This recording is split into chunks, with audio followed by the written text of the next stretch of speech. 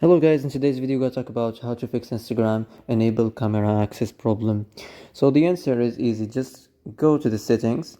Now scroll down to the apps section and now go to the search and search on Instagram. Okay, now go to the storage.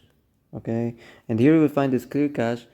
So click on it and now you can go to check if it worked.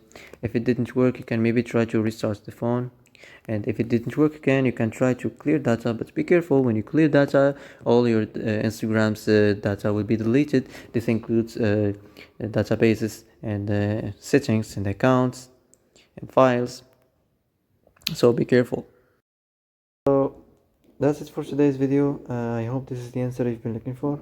If you like this video, don't forget to like and subscribe, and see you in the next video.